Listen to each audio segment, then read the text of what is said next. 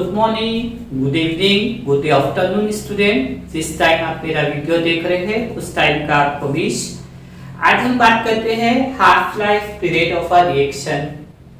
Half life period of a reaction, इसको समझने के लिए पहले हम एक एग्जांपल लेते हैं कि किसी ने मेरी भविष्यवाणी की हो कि सर आप 60 साल जिएंगे और उस पे मैं 30 साल अपनी एज कंप्लीट कर चुका, तो हम ये कह सकते हैं कि सर आपकी हाफ लाइफ कंप्लीट हो गई। ठीक है, उसी तरीके से हर केमिकल रिएक्शंस का हाफ लाइफ पीरियड, किसी भी केमिकल की रिएक्शन का हाफ लाइफ पीरियड उसकी कैरेक्टरिस्टिक्स होती है। ठीक है, मतलब किसी रिएक्शंस का half life another chemical reaction से कभी भी सिमिलर नहीं होगा।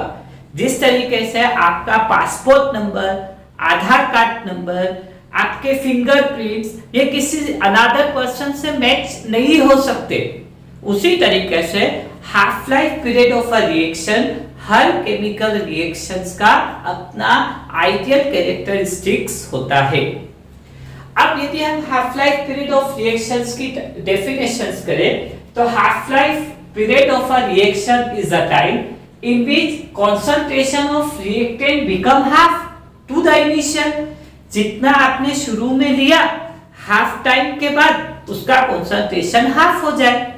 या दूसरी डेफिनेशंस करें तो half life period of a reaction is a time in which reaction is half completed. ठीक है, ऐसी रिएक्शन जो आधे टाइम के बाद हाफ कंप्लीट हो चुकी हो, मतलब 50% कंप्लीट हो चुकी हो, तो वो उसका क्या कहलाएगा? Half life period. Half life period of reaction के लिए हमने जीरो ऑर्डर ऑफ रिएक्शंस का अभी इंटीग्रेटेड रेट लो देखा। उस पे हमने देखा कि इंटीग्रेटेड रेट लो क्या था कि A0 minus A concentration of A is equals to KT minus KT। Clear? या KT। तो ऐसी कंडीशंस पे हम लोग बात करें कि अब हमको हाफ लाइफ पीरियड, तो half life period is denoted by T half.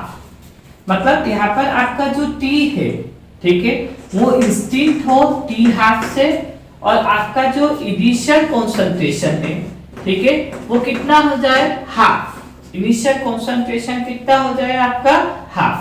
ठीक है, क्लियर? मतलब आपने इनिशियल कंसंट्रेशन कितना लिया था A, तो वो कितना हो जाए आपका? हाफ। तो अब T की जगह हम T हाफ रख ले और इनिशियल कंसंट्रेशन की जगह कितना रख ले? A0 half. तो A0 half minus A0 half is equals to K into T half. अब यदि यहां हम एलसीएम ले तो कितना हो जाएगा? 2। तो 2A0 minus A0 is equals to K into T half. तो कितना बच जाएगा? A0 upon 2 is equals to K into T half. Clear? अब यदि यहाँ पर K मल्टीप्लाई में इधर आएगा तो क्या हो जाएगा? तो A0 concentration of A0 upon 2 into K is equals to T half. यदि हम इसको समझने की कोशिश करें तो ये क्या समझा रहा है कि जीरो ऑर्डर ऑफ रिएक्शंस का half life period, zero order of reactions का जो हाफ लाइफ पीरियड है वो कॉन्सेंट्रेशंस के डायरेक्टली प्रोपोर्शनल है, जबकि zero order of reactions concentrations के लिए इंडिपेंडेंट होती थी। Zero order of reaction concentrations के लिए क्या होती थी? इंडिपेंडेंट, जबकि जीरो ऑर्डर ऑफ रिएक्शन का हाफ लाइफ कॉन्सेंट्रेशंस पर क्या है? डिपेंडेंट है। तो यदि हमको K की वैल्यू पता चल जाए, K क्या है आपका? Rate law constant. तो K की वैल्यू अपने को पता चल जाए तो हम क्या कर सकते हैं? जीरो ऑर्डर ऑफ रिएक्शंस का हाफ लाइफ डिटरमाइन कर सकते हैं। उसी तरीके से हम लोग बात करें फर्स्ट ऑर्डर की, तो हमारे पास जो फर्स्ट ऑर्डर का इंटीग्रल फॉर्म है वो किस फॉर्म में है? KT is equals to 2.303 log का base 10 A concentration of A0 upon A, concentration of A0 upon A। अब हम किसकी बात कर रहे हैं? हाफ लाइफ पीरियड की।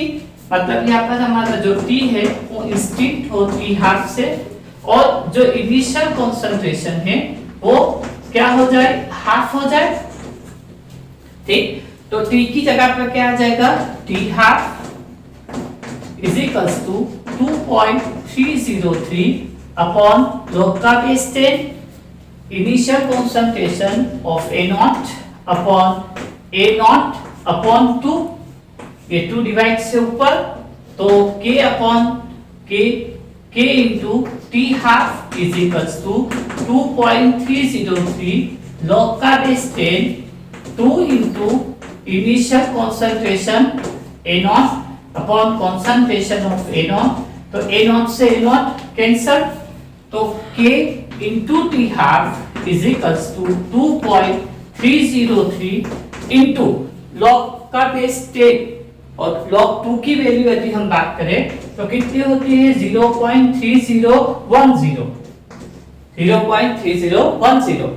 ठीक, K into T half is equals to 0.693, के मल्टीप्लाई में उधर शिफ्ट होगा तो डिवाइड में, तो T half is equals to 0.693 upon KT।